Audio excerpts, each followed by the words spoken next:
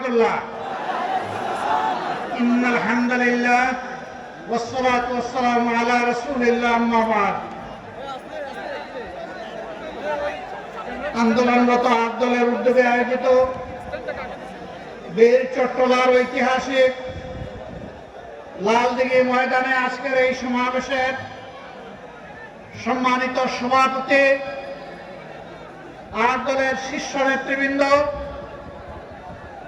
অন্যান্য কেন্দ্রীয় এবং আঞ্চলিক নেতৃবৃন্দ, স্থানীয় নেতৃবৃন্দ, বীর চট্টলাবাসী, সাংবাদিক বন্ধুগণ, আল্লাহ তাবারক ওয়া তাআলার শুকরিয়া আদায় করছে ফ্যাসিবাদ বিদায় নেওয়ার পর মুক্ত জমিনে, মুক্ত আকাশের নিচে আল্লাহ তাআলা এই ধরনের একটি সমাবেশ করার তৌফিক দান করেছেন, আলহামদুলিল্লাহ। 15.5 বছর টানা 9 থেকে 24 সালের জুলাই মাস পর্যন্ত বাংলাদেশের মানুষ স্বস্তিতে কথা বলতে পারেনি। বাংলাদেশের মানুষের জীবনের কোনো নিরাপত্তা ছিল না। বাংলাদেশের মানুষ অবিচার, নির্যাতনের শিকার হয়ে কোথাও সামান্যটুকু বিচার পায়নি। বাংলাদেশ দুর্নীতিতে ভেসে গিয়েছিল।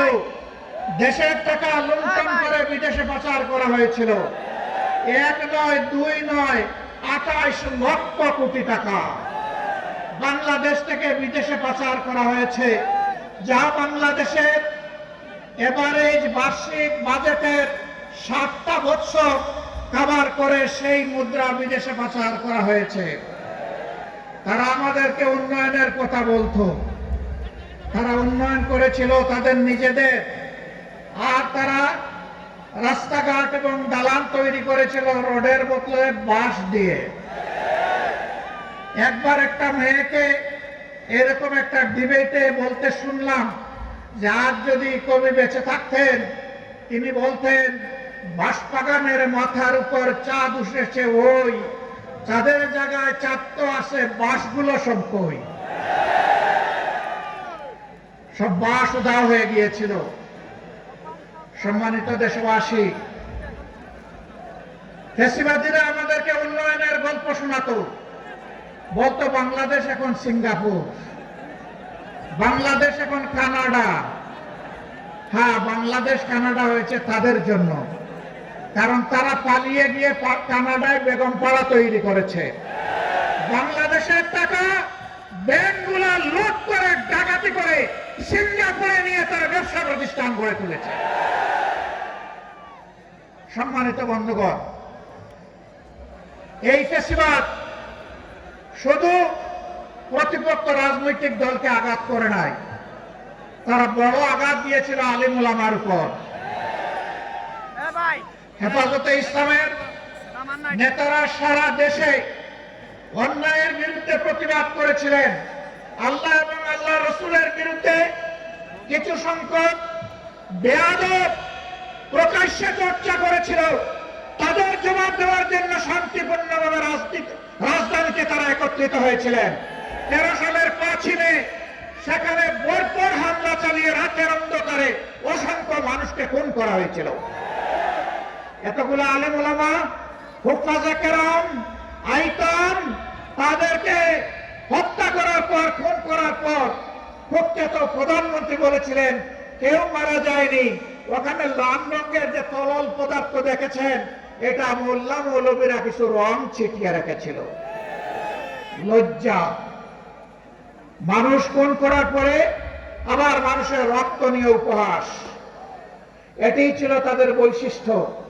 এরা রক্ত হাতে করে ক্ষমতা এসেছিল, আর রক্তাক্ত হাত নিয়ে ক্ষমতা থেকে বিদায় নিয়েছে।